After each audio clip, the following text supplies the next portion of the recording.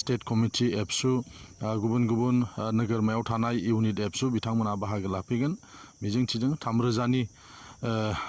बांसिन जोंनि डेलिगेट आरो नोजोरबोआरि बिथांमोना बे हाबाफारियाव बाहागो लाफैगोन बे सानखालिनो जोङो कालचारेल एक्सचेन्ज मोनसे हाबाफारि लादों हारिमु सोलाय सोल' हाबाफारि बेयाव अरुणाचलनि निसि आरो गुबुन गुबुन हारिनिफ्रायबो बाहागो लाफैगोन आरो गाहायै बिश्वनाथ जिल्लानि सिङाव थानाय आरो सनितपुर जिल्लानिफ्राय प्रपोज जे बिटिआर बे प्रपोज बिटिआराव थानाय गुबुन गुबुन हारिनि हारिमु हान्जाफोरखौ जों बाहाय हांख्रायदों आरो बे सानखालि जोंनि जे हाबाफारि बाव गुबुन गुबुन गेदेमा आलासिफोरखौ जों हांख्रायनाय जादों बे हाबाफारिजों लोब्बा लाखिनानै बावहाय हारिमु बिथिंनि रोंग'साफोरजों लोगोसे गुबुन गुबुन आलासिफोरबो बेयाव बाहागो लाफैगोन नैथि सान 30 जानुवारि बे सानखालि जोंनि हाबाफारियाव फरायसा जथुम मोनसे हाबाफारि लादों लोगोसे मोनसे सेमिनार बावहाय आसामनि गिबि मन्थ्रि मानगोनां सर्बानन्द सन'वाल बिथांखौ हांख्रायनाय जादों बिथाङाबो फैगोन होननानै कनसेन्ट होनाय जादों बिनिफ्राय बे हालामनि जेफोर फरायसाफोर बा जोंनि फरायसालिफोरनि जे जेंना बे जेंनाफोरखौ सुस्रांनायाव फरायसाफोरनि मुलाम्फानि थाखाय निस्सय आसामनि गिबि मन्थ्रि बिथाङा बाथ्रा बुंलांगोन जों बेखौ मिजिंथिदों 31 जानुवारियाव जोंहा गेवलां मेल दङ बे गेवलां मेलाव जोङो गाहाय आलासिजों लोगोसे आसामनि माखासे मन्थ्रिफोरखौ जों बेयाव हांख्रायनाय जादों मानोना जोंहा गोबां जेंनाफोर दङ बिटिआर एकर्डनि दफाफोरा मावफुंजानांगौ बेनिखायनो जोंनि गेवलां मेलाव आसामनि मन्थ्रि जों लोगोसे गुबुन गुबुन बेबायदि आलासिफोर थागोन दासिमहालागै जोङो जि गाहाय आलासि बे गाहाय आलासिनि जोङो कनसेन्टखौ जोङो मोनथ'वाखै नाथाय एसे माखासे समनि उनावनो बिथाङा कनसेन्ट होगोन होननानै बुंदों बेनिखायनो जों बे समाव गाहाय आलासिनि नाम लाथ'नो हायाखै जाय आलासिखौ लेङोबा फरायसा समाजा बे ओनसोला मोनसे मुलाम्फा जागोन बेबायदि जोङो गाहाय आलासि नागिरदों दासिमहालागै थि खालामाखै साननै सानथामनि उनाव गाहाय आलासिया कनसेन्ट होयोब्ला अब्ला जों गेवलाङै फोरमायनो हागोन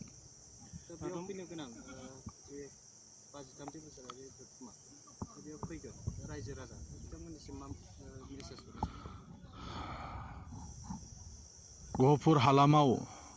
जों मिथिनायाव बेनो गिबि दुलाराय बर' फरायसा आफादनि मिरु जथुम्माया बिनिखायनो बिश्वनाथ जिल्लाजों लोगोसे साखाथियाव थानाय लखिमपुर आरो धेमाजिनि रायजो राजाफ्रा लैहोर लैहोर बे हाबाफारियाव बाहागो लाफैगोन होननानै जों मिजिंथिदों डेलिगेट आरो अबजारभारनि अनगायैबो क'क्राझार चिरां बाक्सा उदालगुरिनिफ्राय गोबां जोंनि बारग' एबसुनि दैदेनगिरिफोर रायजो राजाफ्रा बे जथुम्मायाव बाहागो लानो थाखाय बिथांमोना फैगोन होननानै जोङो मिथिनो मोन्दों मानोना बे मोनसे जारिमिनारि जायगा जे जायगायाव थांनाय गोलावथार सोमावसारनायाव गोबां मुंख्लं जालांबाय बड'फा उपेन्द्रनाथ ब्रह्मनि सोमावसारजेननाय जि सोमावसारजेननाय बे सोमावसारनायाव 1135 सा बाहाय मुंख्लं जादोंमोन बिनिनो 534 साया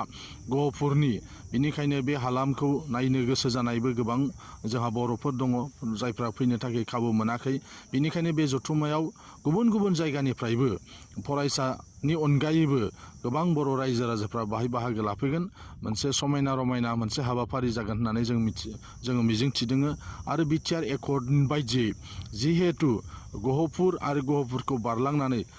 लखिमपुर जिल्लानि सिमलुगुरिसिम जों हाबथारनांगौ होननानै सरकारनि खाथियाव जों नारसिनगासिनो दङ बेनिखायनो बे जथुम्मायाबो मोनसे जारिमिनारि जथुम्मा जानो थांगासिनो दं कमिसना दायो आर'जलाइ नाजावनाय जि हाबाफारि बे हाबाफारिखौ बिथांमोना खालामगासिनो दङ आरो बिनि अक्ट'आ जोब्बायमोनब्लाबो दाख्लै गोदानै फोसावफिनदों जे फैगौ 25 जानुवारिसिम आर'जलाइ गथायनो हागोन जे गामिफ्रा बिटिआरआव सोसनजानांगौ बे गामिफ्रा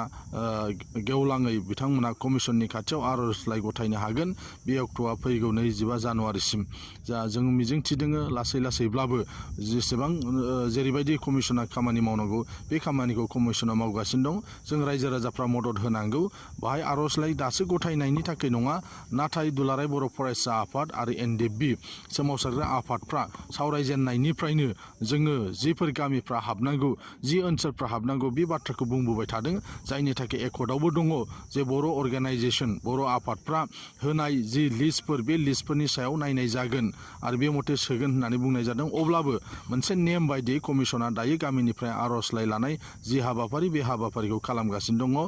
दायो माखासे समनि गेजेराव बिथांमोना बे आर'जलाइफोरखौ नायफामनानै जायगा जायगा हयथ' बिथांमोना नायदिंनानै गामि सोसननायनि जे हाबाफारि बे हाबाफारिखौ मावफुंगोन दा बे हाबाफारियाव बयबो मदद खालामनांगौ कमिसनखौ बेनो जोंनिफ्राय गुरै खावलायनाय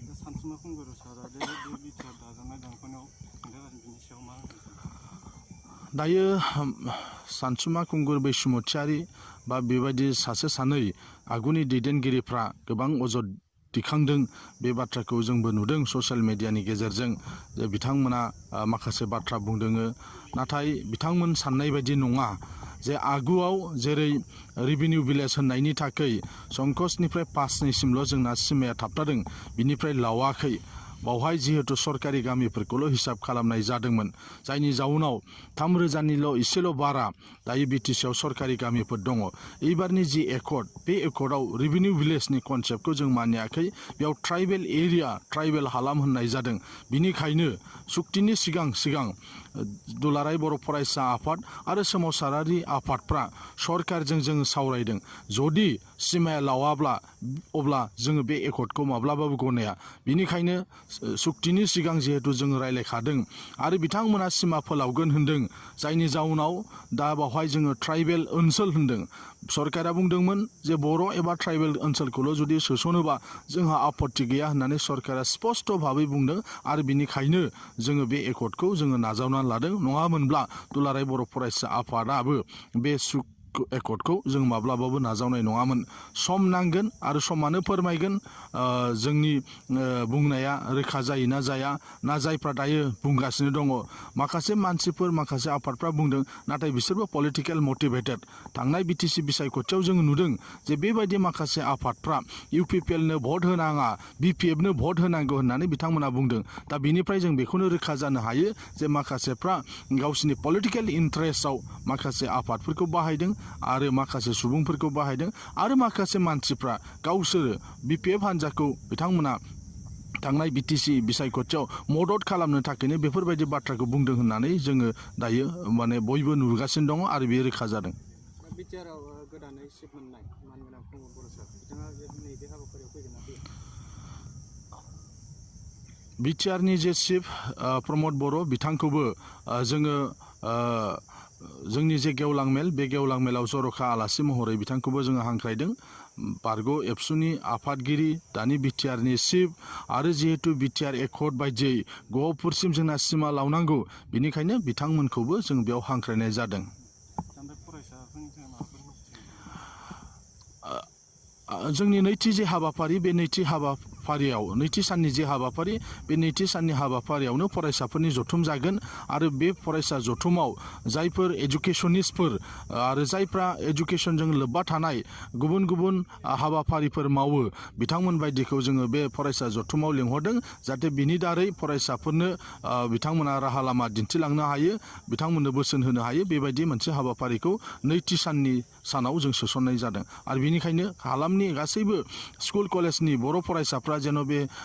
हाबाफारियाव बाहागो लायो बे हाबाफारिनि गेजेरजों निस्सय बिथांमोनाबो मुलाम्फा जागोन बेनिखायनो बे हाबाफारियाव बाहागो लाफैनो थाखायबो आं बे समाव खावलायबाय बेसेबांसो खामानिया आवगायखो दायो जोंनि आखायाव माखासे सम दंबावो दायो जेबायदि खामानिया आवगायबाय आं सानो जे हाबाफारिनि सिगांनो गासैबो लुफुंनाय एबा जि मावनो गोनां दं बे हाबाफारिफ्रा निस्सय जोबगोन मानोना जोंनि आखायाव दाबो जथेस्थ' मोनसे सम दङ समनि सिगां गासैबो खामानिया कमप्लिट जागोन होननानै जोंहा फोथायनाय दं दाथ' मागोनि थाखाय जोंनि आसामजों लोगोसे बिटिआरनि रायजो राजाफोरखौ नोंथांमोननि जे रादाबनि गेजेरजों आङो मोजां हामलायथि बावहरो जाहाथे जों आरो फैबाय थानाय समाव ज'यैनो रंजा बाजा जोङो थानो हायो बयजोंबो जों मिलि जुलि गासै जों बर' जाथिजों लोगोसे गासै जनजातिफोरजों ज'